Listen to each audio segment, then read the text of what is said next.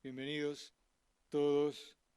Vamos a considerar la palabra del Señor esta mañana en la epístola de Santiago, ahí pasadito del libro a los Hebreos. Tenemos la epístola a la dispersión, escrita por Santiago. Vamos a buscar el capítulo 4.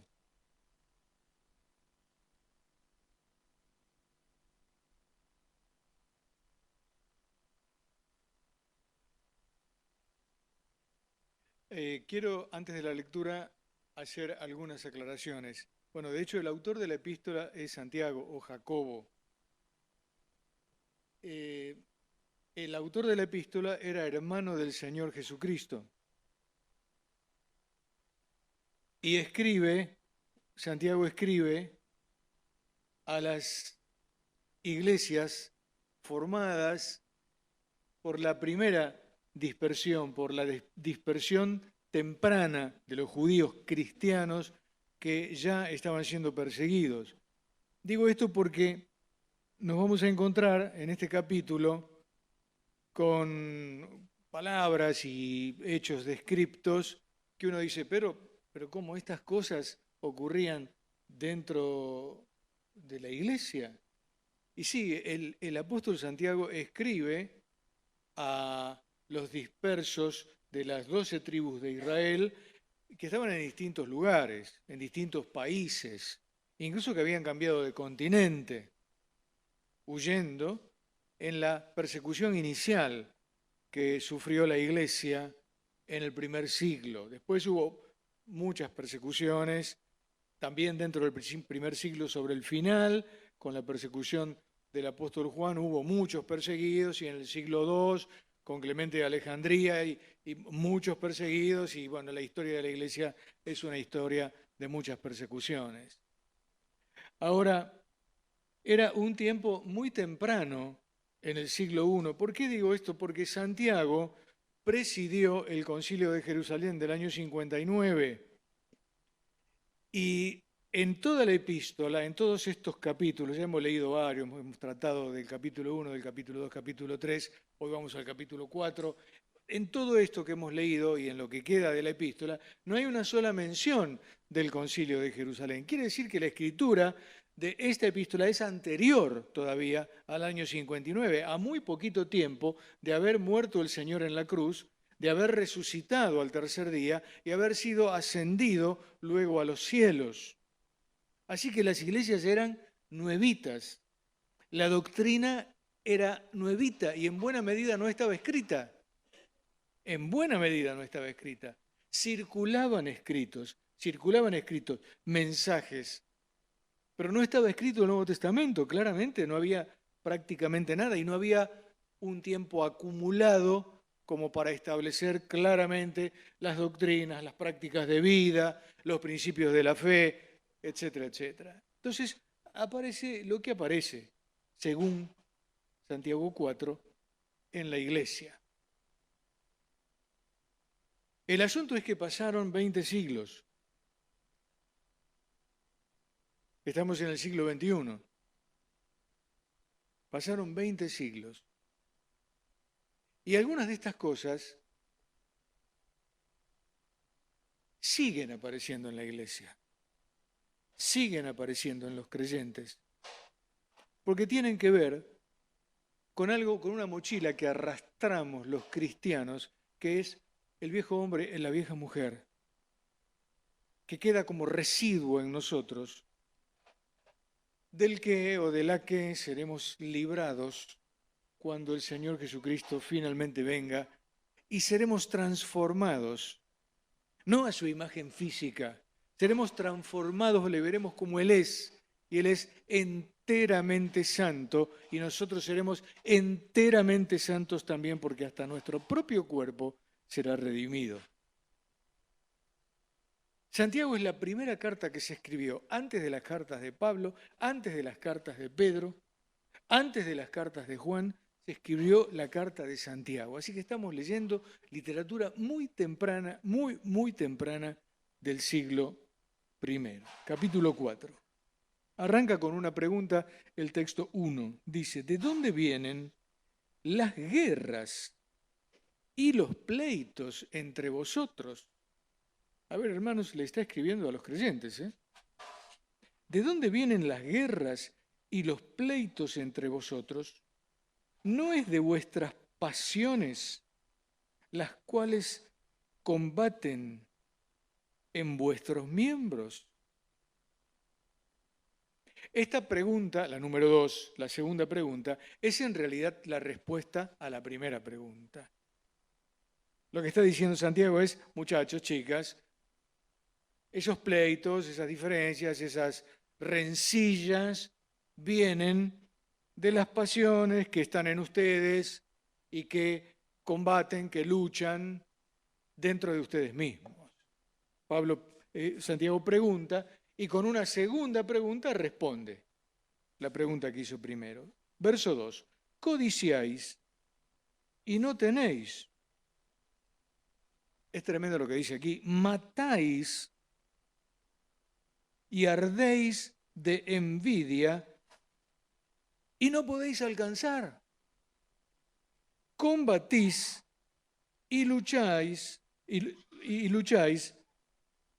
pero no tenéis lo que deseáis porque no pedís. O pedís, versículo 3, y no recibís porque pedís mal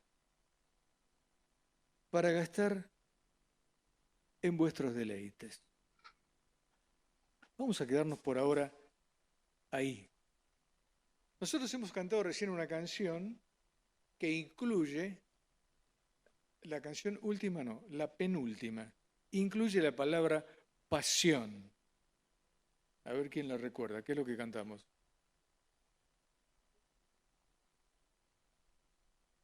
La pasión de amarte con mi vida entera. Bueno, ahí pasión, digamos, tiene un sentido positivo. Amar apasionadamente al Señor Jesucristo, amar apasionadamente a Dios, es una propuesta positiva, santa de nuestros corazones. Cuando aquí habla de pasiones, este pasaje habla de pasiones, habla negativamente de las pasiones, ¿se entiende? Y en realidad, cuando nosotros hablamos positivamente de las pasiones, estamos acomodándole el significado a la palabra.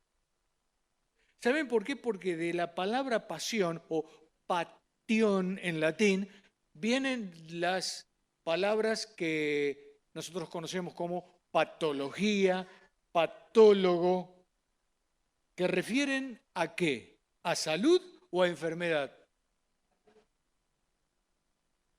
A enfermedad. Escuchaba en radio a un periodista y escritor, él se reconoce a sí mismo muy culto, es una persona muy culta, sin duda alguna, pero se reconoce a sí mismo como quien tiene en buena medida la palabra final de ciertas cosas, y hablaba acerca de las pasiones en vinculación con las barras bravas de los clubes, ¿no? Había una vieja frase que decía, fútbol, ¿cómo? Pasión de multitudes. ¿Cuántas multitudes están reunidas en las canchas de fútbol, cantando, gritando, alentando al equipo o insultando al contrario, amenazando a los hinchas del otro equipo?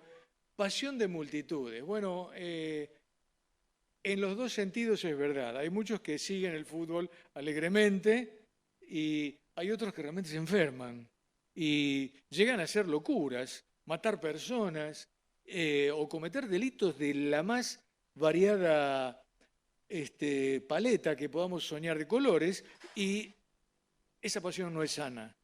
Están enfermos. Mis hermanos, aquí cuando se habla de pasiones que combaten en los miembros de los creyentes, está diciendo que albergamos, como en los miembros de nuestro cuerpo, en nuestro propio cuerpo, albergamos pasiones que a veces afloran y no son buenas, no son buenas. ¿De dónde vienen las guerras y los pleitos? ¿Pero qué era lo que sucedía? Que había un bando armado con espadas de cierto tipo, otro bando armado con lanzas y qué sé yo, y se peleaban. No está hablando de un combate bélico, no está hablando de una guerra como las que vemos en las películas o las que escuchamos que suceden en el mundo, pero está hablando de un estado de beligerancia dentro de enojos, dentro de grupos de personas que se supone están redimidas por la sangre de la cruz. ¿De dónde vienen las guerras y los pleitos? Los pleitos. Los pleitos normalmente en el mundo terminan en los tribunales. Mis hermanos, claramente nosotros hoy nos hemos reunido acá para afirmar que no estamos llamados a ninguna guerra entre hermanos y a ningún pleito entre hermanos. No estamos llamados a albergar resquemores, resentimientos, no estamos llamados a enojarnos. No estamos llamados a odiar, estamos llamados a amar y a vencer esa cosa natural del viejo hombre que viene en nosotros y que quiere hacer hervir la leche y derramarla, sacándonos de las casillas. ¿De dónde vienen? No es de vuestras pasiones, las cuales combaten en vuestros miembros. Pero me quiero detener ahora en la palabra que usó el apóstol Santiago para escribir pasiones. La palabra que escribió allí el apóstol Santiago es edoné.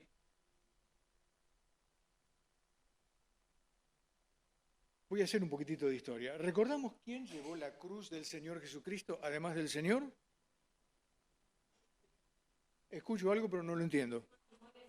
Simón de Cirene. Muy bien. Cirene. Vamos a quedarnos con Cirene. Cirene obviamente era ¿qué? Una ciudad, un lugar, algún lugar en algún sitio.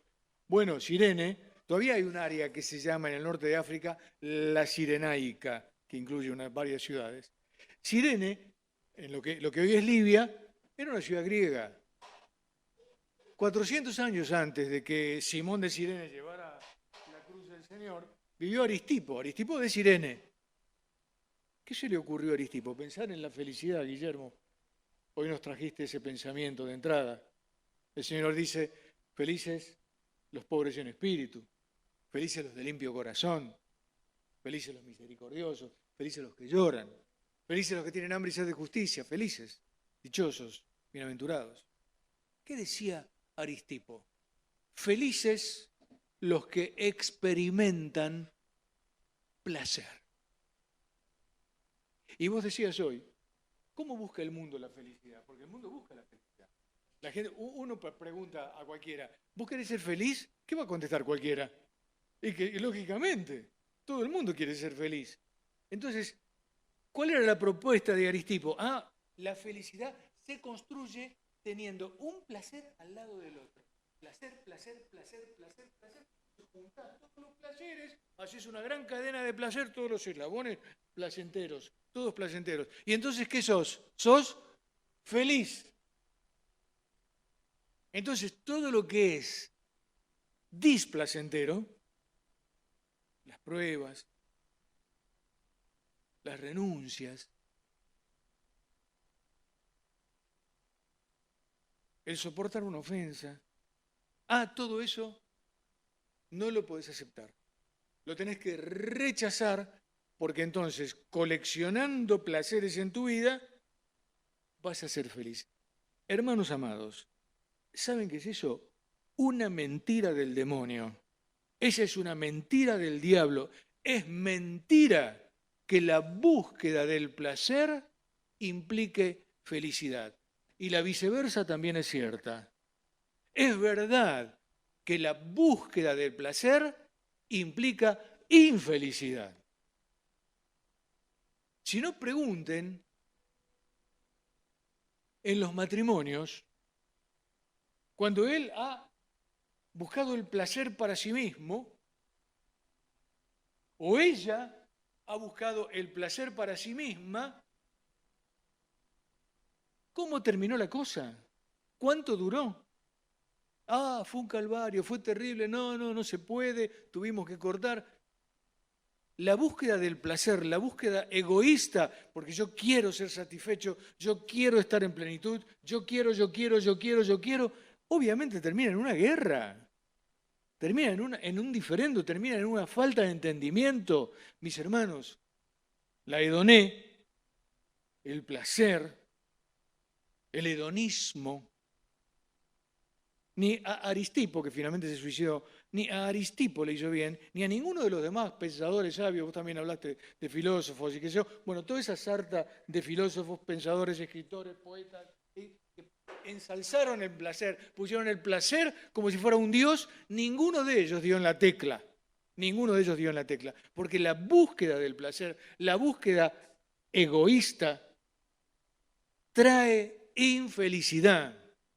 La Escritura dice, la Escritura no se equivoca, el alma generosa será prosperada y el que saciare será saciado. Así que el que busca para sí,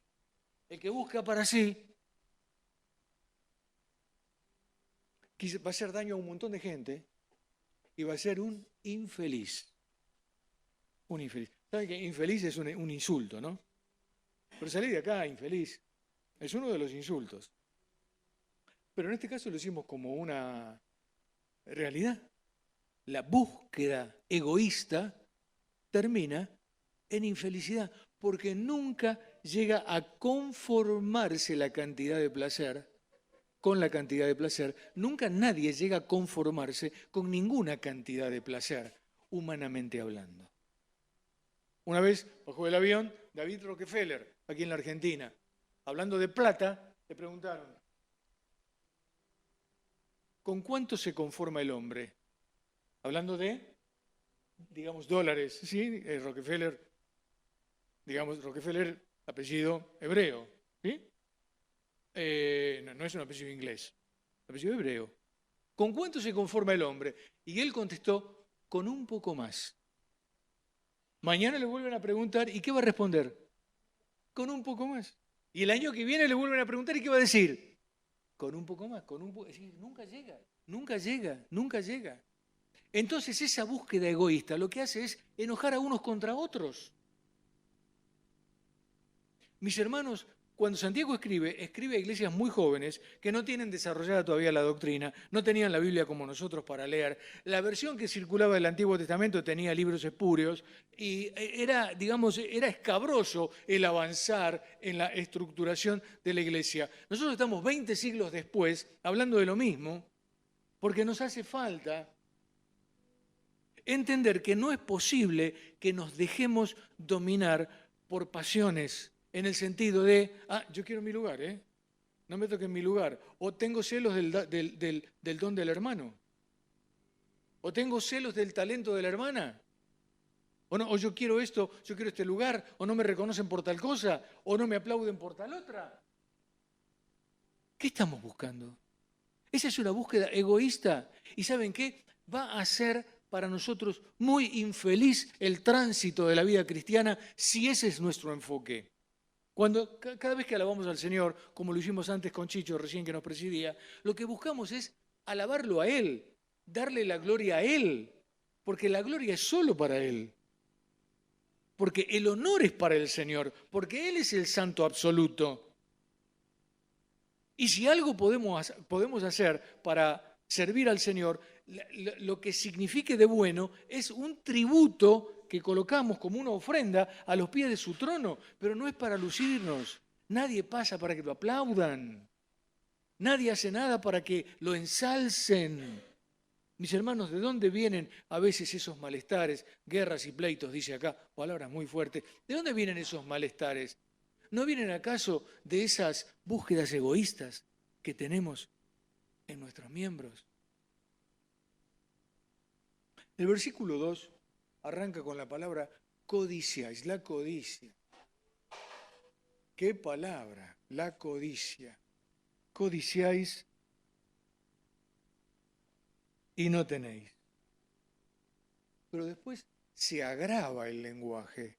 Dice, matáis y ardéis de envidia, que no le faltó, no ahorró nada Santiago, ¿no? Para describir la situación usó las palabras que más gravemente la ilustran.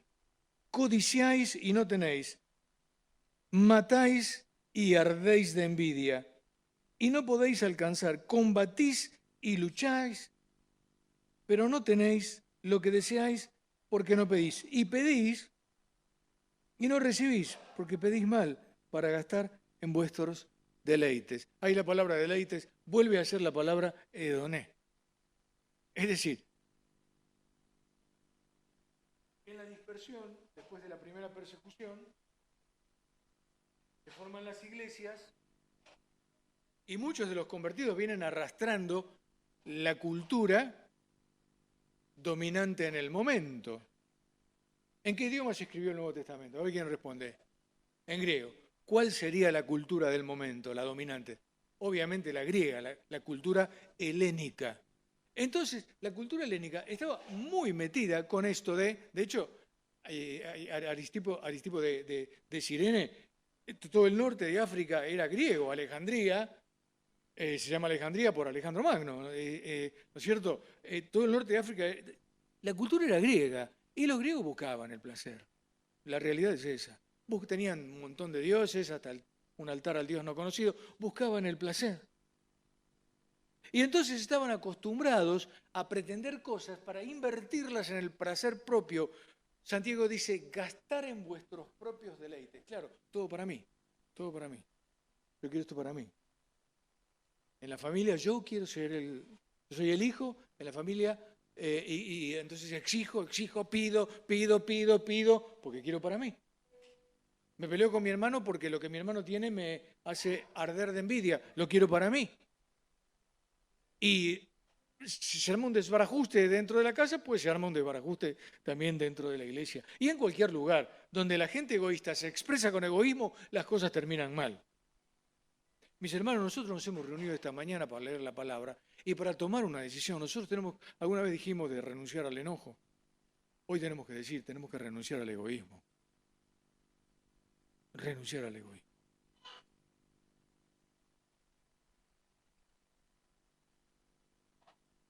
Codiciáis. La palabra codicia aquí es una palabra muy grave. A ver, si yo inventara una palabra, tendría que decirles que ahí lo que dice Santiago es concupiscenciáis. No existe la palabra. Pero la palabra es concupiscencia, y concupiscencia es una palabra aquí usada en sentido totalmente negativo. Cuando alguno es tentado, dice ya el capítulo 1 de Santiago, lo hemos leído, no diga que es tentado de parte de Dios, porque Dios no puede ser tentado por el mal, ni Él tienta a nadie, sino que cada uno es tentado cuando de su propia concupiscencia es atraído y seducido. Entonces la concupiscencia, una vez que ha concebido, da a luz el pecado, y el pecado, una vez cometido, da a luz la muerte, es decir, la separación de Dios, el corte de la comunión.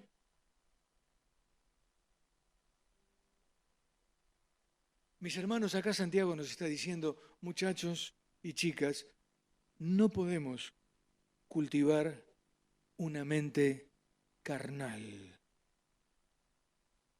para servir al Señor. Lo que Dios llama pecado es pecado. Y no podemos acariciar ninguna de esas cosas a las que Dios llama pecado. Codician y no tienen. Matan. Bueno, yo creo que no estaban matándose en el sentido de provocarle la muerte física uno a otro. Pero, ¿cuántas veces hemos visto un programa en televisión o un debate presidencial, por ejemplo? ¿Y qué decimos? Uy, mira, se están matando, ¿no? O una pelea de boxeo y llega el último round y el relator dice, bueno, ahora es a matar o morir. Bueno, ninguno espera que se muera un boxeador ahí, aunque a veces ha sucedido, ¿no? Pero ninguno espera eso. Acá me parece que es una hipérbole, una exageración permitida, literariamente correcta, pero muestra el espíritu reinante, ¿no? Matáis y ardéis de envidia. Cuando estas cosas realmente se nos encaraman en el corazón, nos amargan la existencia. La palabra envidia acá, el original de la palabra es la palabra celo con Z, con una suerte de Z griega. Celo. Cuando los celos nos dominan, hermanos, realmente nos amargan la existencia. Es natural que se tenga un grado de celo uno sobre otro. Estoy hablando de un grado sano. Un grado sano. Pero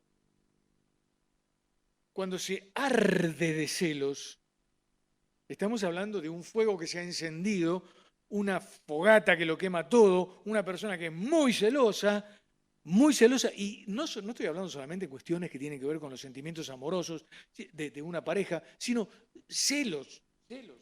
No puedo terminar de escucharlo a Guillermo, que ya quiero taparlo con lo que yo quiero decir, porque me da celos lo que él dice. No, hermanos, la labor del Espíritu tiene que limar esto. Tiene que hacer un gran trabajo de lijado para desgastar. Vieron que a veces la tarea de lijar es una tarea muy paciente. Ahora hay máquinas y todo eso, pero cuando lijamos a mano es una tarea muy paciente hasta que todas las asperezas han desaparecido. Es lo que tiene que hacer el Espíritu. No podemos cultivar los celos. No tienen que ser las cosas todas como a mí me parece o como al otro le parece. Y no podemos estar peleándonos por celos, arder de envidia. Mis hermanos, a veces la moda, la ropa elegante, el auto 0 kilómetros, un equipamiento de no sé qué que compramos para tener en la casa, despierta el celo de otro. No en la iglesia, hermanos, no en la iglesia. Se conoce, hay historias de personas que han jugado carrera con esto. Resulta que uno se compraba tal auto, el otro se compraba tal auto. Este volvía a cambiar el auto y tenía una super máquina. El otro, que ya no tenía la posibilidad de comprar con tanta facilidad la super máquina, se endeuda y ahí pone la tarjeta de crédito y saca un crédito en el otro banco y se compra la super máquina. Y llega a un momento en que este compra algo que este ya no puede comprar, entonces este viene con un clavo y le raya el auto de un lado y del otro. ¿Por qué? Porque arde de celo, le da tanta bronca que el otro prospere. Ay, hermanos, cuando pasa eso en esa medida o en una medida mucho menor, con ese ejemplo, yo creo que con ese ejemplo estamos hablando de cosas que acá no sucede, o con cualquier otro ejemplo, quiere decir que estamos en la iglesia, pero no hemos aprendido nada. No hemos aprendido nada. Que hemos escuchado mucha palabra, muchos mensajes, que tenemos horas y horas, años de estar escuchando la palabra y haciendo devocionales y alabando al Señor y todavía los celos nos dominan. No, hermanos, no. Los celos tienen que ir a la cruz. Los celos tienen que ir a la cruz. Arder de celos, ¿cómo puede ser? ¿Cómo puede ser arder de celos? No, hermanos. Y si hemos venido esta mañana acá, vinimos precisamente a esto, vinimos a escuchar la palabra y a tomar una actitud, no a escuchar un arrorró, para irnos tranquilos. Ya estuve el domingo en la iglesia, buenísimo, estoy alimentado. No, vinimos a tomar una decisión. Vinimos a tomar una decisión y a irnos felices con la decisión que hemos tomado, porque el tema es la felicidad. El tema es la felicidad. Qué maravilloso es ser libre de todas estas ataduras. Pedís y no recibís, porque pedís mal, para gastar en vuestros deleites. ¿Se acuerdan lo que dice el apóstol Pablo acerca del que hurtaba? ¿Sino qué? Trabaje con sus manos ¿Para qué? Para tener que compartir. Fíjense, no dice el apóstol Pablo, el que hurtaba no hurte más, sino trabaje para que no robe más.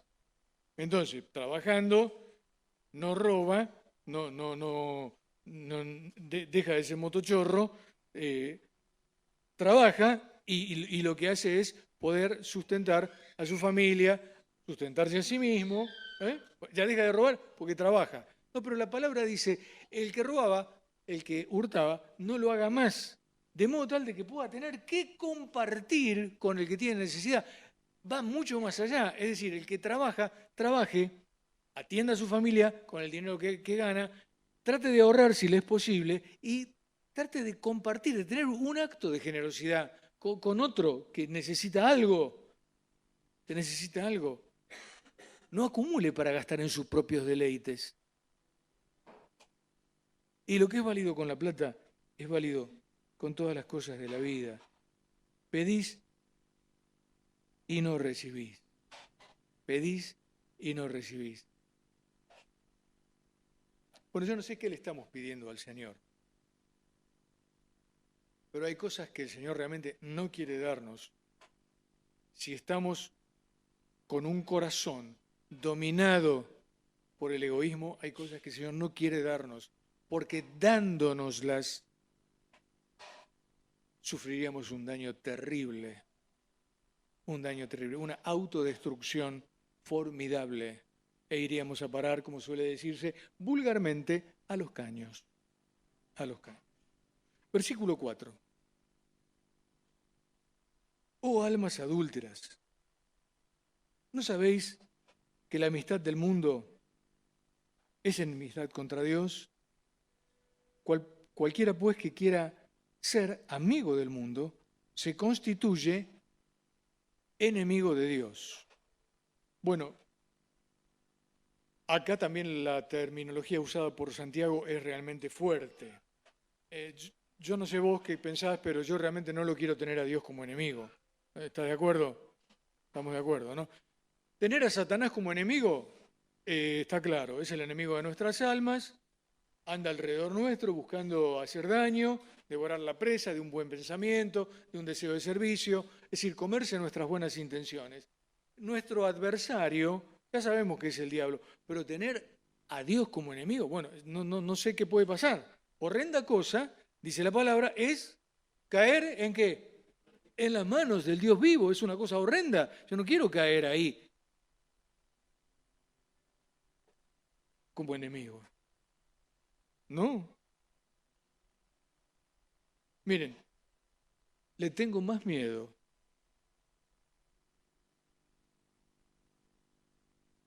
a Dios como enemigo que a Satanás.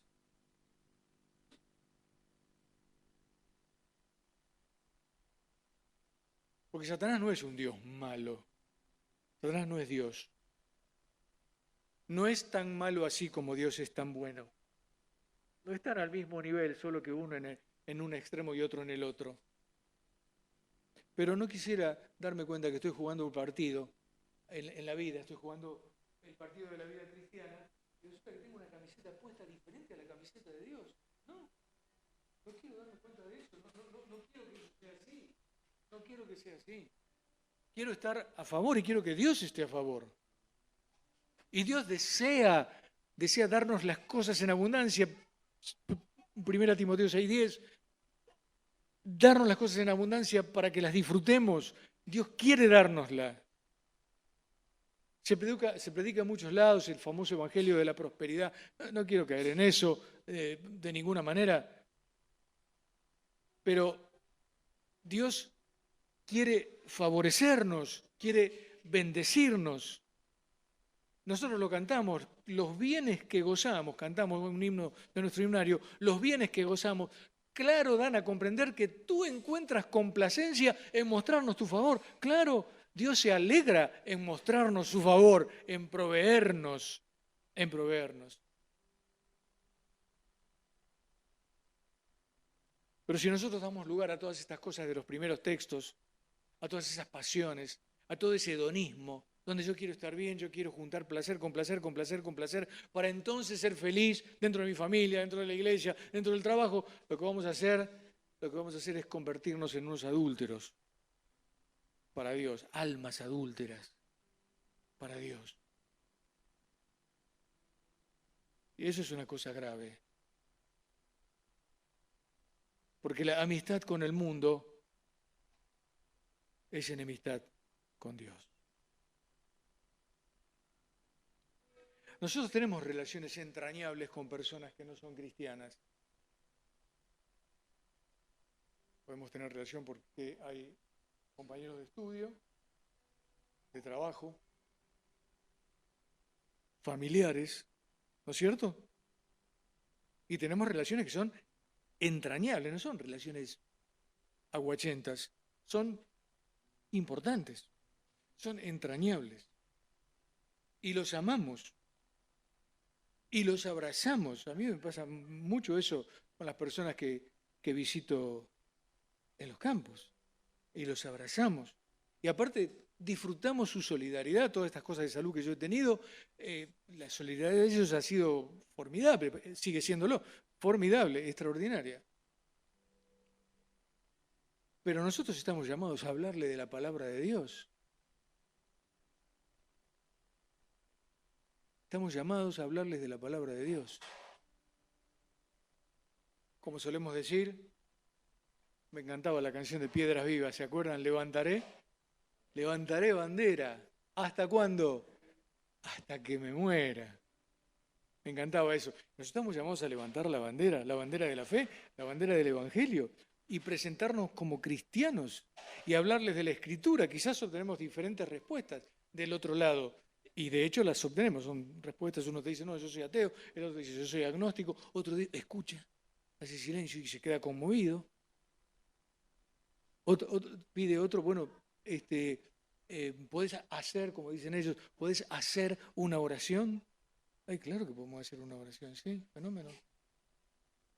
Pero la amistad con el sistema del mundo, es enemistad contra Dios. Porque la palabra mundo es la palabra cosmos. Ya lo hemos dicho esto, lo hemos repetido más de una vez. Es la palabra cosmos, de donde viene la palabra cosmético. Todos saben lo que es un cosmético. Un cosmético, por ejemplo, un cosmético, a ver.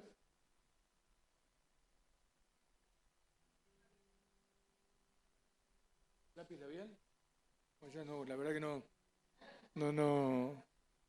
sabría qué hacer con escribir algo en un vidrio. Los polvos y las cosas, todo, me parece bárbaro, ¿no? Todo lo que haga bien, que sea bueno para la salud. Está muy bien, yo creo que no hay que volverse loco y decir, uy, me están saliendo muchas arrugas y voy a hacer el lifting. Está bien, las arrugas son el paso del tiempo. O me voy a hacer el trasplante capilar, no está mal. Nunca van a tener que visitarme en ningún hospital por esa razón, así que no es mi pretensión. No. Después de todo el tratamiento, sí, por ahí tengo la expectativa de que salga algo más de lo que había, pero no sé, los cosméticos tratan de acomodar, ¿no? Acomodar la cosa, de ponerla linda, de ponerlo bien. Y el mundo es un lugar que tiene su propia cosmética. Y en la cosmética del mundo, mis hermanos, lo que hay es una gran defensa del pecado. Fíjense que el pecado hoy día se predica, hay manifestaciones multitudinarias, se habla del pecado como con una liviandad formidable. Está ordenado el cosmos en base a un sistema de pecado. La amistad con ese cosmos, la amistad con ese mundo, es enemistad contra Dios. Es enemistad contra Dios. Yo no me puedo meter en un ámbito donde la consigna es pecaminosa. Ni puedo copiar, sin que me meta en un ámbito multitudinario, no puedo copiar tampoco conductas del mundo que ofendan la santidad de Dios. Y yo soy hijo de Dios, vos sos hijo de Dios. Nosotros resulta que nos copiamos de lenguajes y cosas y acciones y lugares donde realmente se comete pecado. Y eso es enemistad con Dios. Recordemos eso, horrenda cosa. es caer en las manos del Dios vivo. Nos gusta mucho, no sé si está en casa todavía el libro, yo lo he mencionado, de John Lloyd Ogilvy, quien fue capellán en el Parlamento en Estados Unidos, hasta que el país decidió no tener más capellán, ahí, lamentablemente. Un estudio sobre Salmos, que él tituló Caer en la grandeza.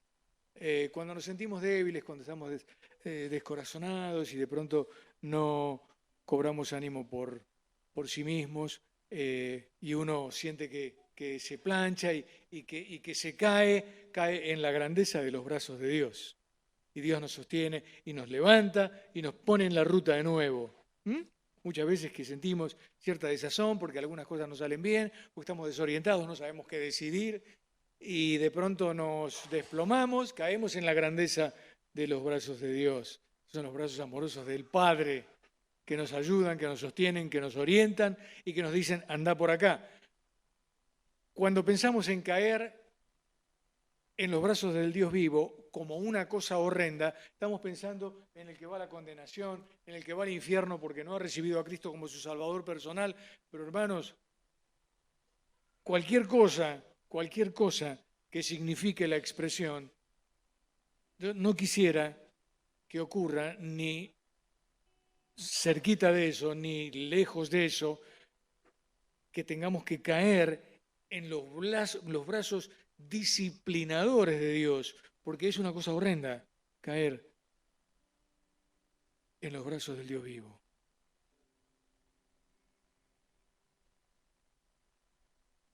Cualquiera que se hace amigo del mundo se constituye enemigo de Dios. Voy a terminar con los versículos 5, 6 y 7. ¿Pensáis que la Escritura dice en vano el Espíritu que Él ha hecho morar en vosotros los anhela celosamente? Pero Él da mayor gracia. Por eso dice, Dios resiste, sin mirar la Biblia ya sabemos qué dice, Dios resiste a los y da gracia a los humildes. El consejo es lógico del versículo 7. Someteos, pues, a Dios. De esa manera, resistid al diablo y como consecuencia el diablo huirá de vosotros. Así que la manera de hacer que el diablo huya despavorido es someterse a Dios. Si yo me la paso reprendiendo, pero sigo llevando la vida de egoísmo, el diablo está re cómodo conmigo. Y la reprensión no significa nada. Pero someter la vida al plan de Dios, al modelo de Dios y al sistema de Dios, y no al sistema del mundo, eso lo incomoda. El diablo no resistió la palabra de Dios dada por el Señor Jesucristo en la tentación del desierto. No lo resistió. El diablo se tuvo que ir, porque no lo resistió. El Señor estaba sometido a Dios. Y no hizo otra cosa sino huir. Se fue. Pensamos que la Escritura dice en vano, el Espíritu que Dios ha hecho morar en nosotros nos anhela celosamente. Esta es toda una oración. Hay distintas traducciones. Si alguien tiene la nueva versión internacional, que no sé si hay alguien acá que la tiene, va a haber una redacción diferente. Quiero decir en primer lugar lo siguiente. Realmente el Espíritu Santo de Dios que mora en nuestros corazones, nos quiere para Dios. Nos quiere para Dios, no nos quiere para nosotros mismos. Entendamos eso. Nos quiere para Dios. Cuando miramos Canal Luz hay un aviso en que el pastor Silvestri, que lo pasa de hace años que está y lo siguen pasando, porque, como siempre decimos, la iglesia más numerosa es la que no se congrega. En todas las ciudades pasa lo mismo. Y él habla con una firmeza, me encanta ese mensaje, habla con una firmeza a los hermanos que no están congregados. Dice, usted que está alejado de la iglesia, vuelva a su iglesia, vuelva a su iglesia. vuelva a donde se congregan los santos, vuelva a cantar, vuelva a escuchar la palabra. El Espíritu nos anhela, nos quiere y nos quiere para Dios. Y Él dice al final, yo lo reclamo a usted para Dios. Porque el lugar del creyente no es el estar fuera de la congregación, sino el estar dentro de la congregación. Así que reclamamos esta mañana a todos los presentes y obviamente deseamos que llegue el mensaje, como tantas veces en la semana que nos abrazamos con aquellos que no se están congregando, lo reclamamos para Dios, porque el Espíritu nos anhela para Dios. Ahora aquí la palabra celosamente es una palabra muy fuerte, es una palabra siempre negativa, es la palabra que significa envidia, está 9, 10 veces en el Nuevo Testamento, siempre de una manera pecaminosa. El Espíritu Santo no peca, eso digamos de movida. El Espíritu Santo nos anhela para Dios. Pero yo creo que este texto está diciendo algo del Espíritu con minúscula. ¿Qué está diciendo? Que el Espíritu que Dios ha hecho morar en nosotros, porque nosotros no somos individuos, no somos solamente alma y cuerpo, somos alma, cuerpo y Dios no nos ha hecho así, Dios ha hecho morar ese Espíritu con minúscula en nosotros. Y el espíritu que tenemos en nosotros, ese espíritu humano que tenemos en nosotros, se contamina fácilmente con lo que el alma procesa, con lo que la mente procesa. Y cae fácilmente en los deseos de los celos y de las envidias y de las reyertas, como hemos leído. Pero el texto siguiente dice algo maravilloso. Versículo 6. Pero pero Dios da mayor gracia. Es decir, la gracia de Dios es una gracia transformadora.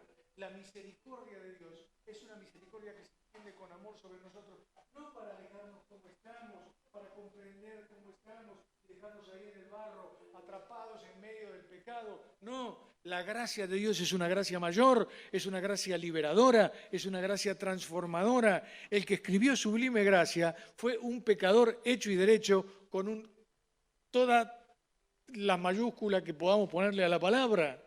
Él se sorprendió que él, que se crió en la escuela dominical, se había alejado de tal manera que terminó en el tráfico de los esclavos y que 20.000 almas muertas pesaban sobre su memoria y fue terrible, cayó en el alcohol, cayó cosas tremendas, estuvo a punto de ahogarse, lo salvaron con un arpón, una cosa tremenda.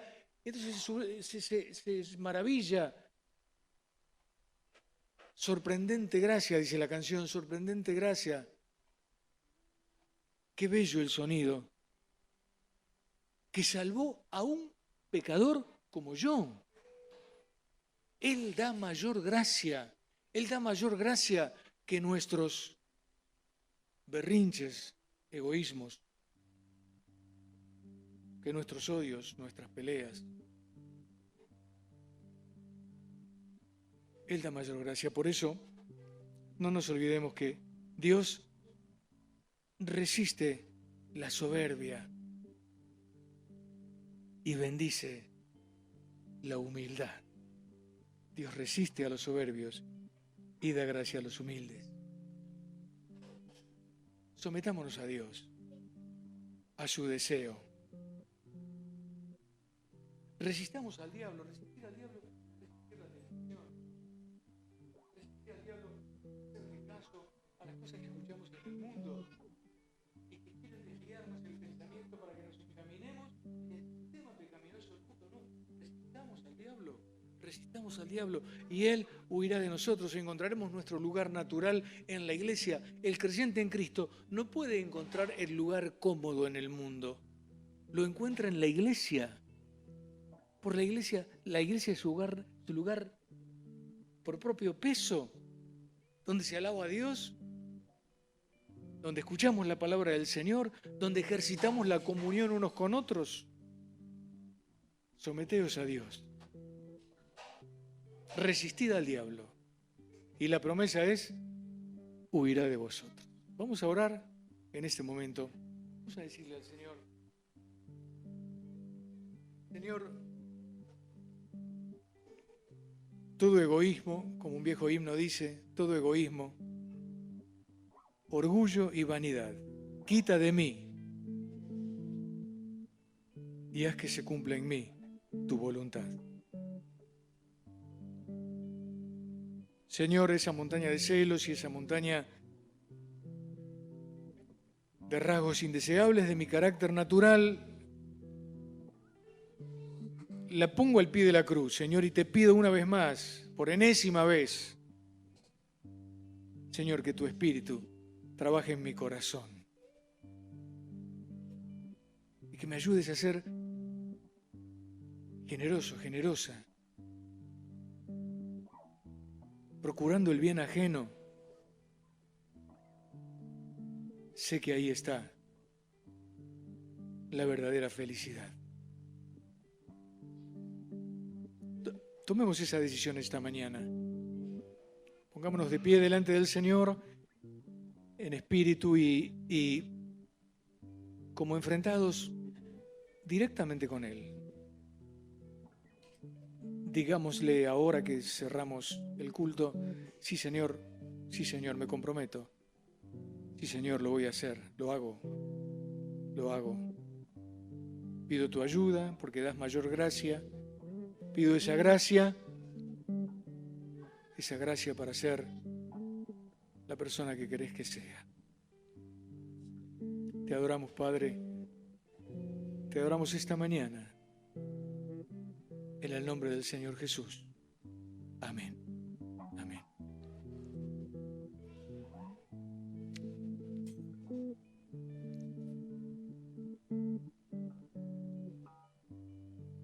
¿Se acuerdan que Esdras dijo que el gozo del Señor es nuestra fuerza? Es la fuerza del pueblo de Dios, el gozo del Señor. Bueno, gocémonos en las cosas del Señor y ahí obtendremos nuestra fuerza.